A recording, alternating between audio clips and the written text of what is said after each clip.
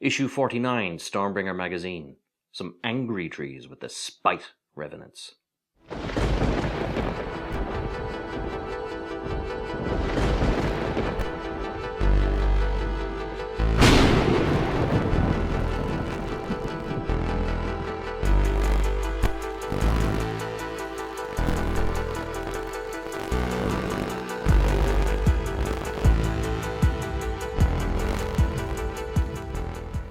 Hello and welcome to The Lucky Roll, an eclectic channel for eclectic games, and today we're going to be doing issue 49 of our continuing series of Warhammer Age of Sigmar Stormbringer magazine.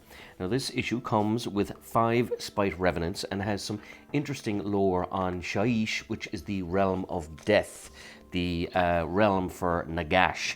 Now it gives you a little bit of an intro here as to what it is and what it's like, and some other little interesting tidbits such as the realm stone of Shaiish, where it's called grave sand, which takes the form of small grains of greyish purple crystal, and it grants the holder power over death, allowing them to both inflict and deny it. So the lord of Shaiish is Nagash. But Nagash, of course, is upset because the Sigmar keeps stealing all the souls of the Stormcast Eternals away from Nagash for his own purposes. So he should be Lord of the Dead, but he isn't exactly because, Sigmar keeps pinching a few of them. You also have here the Land of Endings. Now, this is an interesting little bit of lore that I did not know. But Shaiish is a land of endings as much as it is a land of physical death. Here all things gradually decline and finish with time. Even the dead will die, their afterlives fading into silent darkness. Unusually, magic is weaker towards the edges of this realm, becoming stronger and more concentrated as it reaches the Shaiish Nadir in the center. The dead chasm is slowly drawing the surrounding lands into it. Some fear that it may eventually consume everything, bringing oblivion to all the mortal realms in time. A kind of an interesting and somber little piece that I did not know. So it could lead for some interesting battles in the future over control of Shaiish. And of course here the war in the realm of death just touches on the conflict between the Stormcast Eternals and Nagash.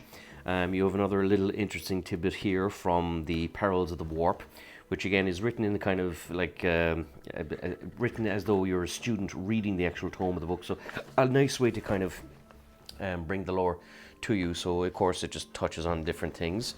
You have here the Spite Revenants. So of course you have the usual details, the names, backgrounds and characteristic roles.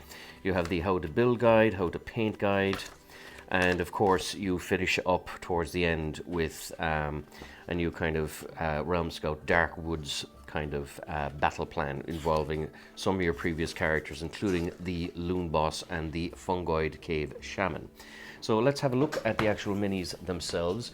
Now these were very fun to paint. I actually quite enjoyed them. They're very, very cool, very sinister, very pointy little miniatures. But again, it's just a kind of a spirit that embodies a bark, and kind of it's adorned by it. It's kind of a quick little paint because it's mostly dryad bark. I use a base of wraithbone and just a little bit of, I believe, Nighthaunt Gloom, or maybe Tesseract Glow for the actual body. But very interesting little kind of cool little creatures. But again, you would be careful when you're transporting them, but you do get 5 of them, and they do come in incredible poses, and they remind me very much of the flayed ones from 40k of the Necrons, in the sense that they're predominantly melee, and they have, like, you wouldn't want to be shaking hands with that thing, but very interesting models, very simple to build.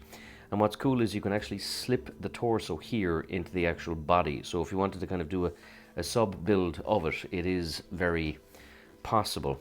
Again, I tried to do a kind of a dryad bark with a kind of a dry brush of Gorthor Brown, and just varying different greens to try and lighten it up, like say with the bits here, the bits where you're budding, just kind of do a tiny little brighter little shade of green. But really cool little minis. They stand out very nicely in the table and have a kind of very sinister kind of dark elf look to them.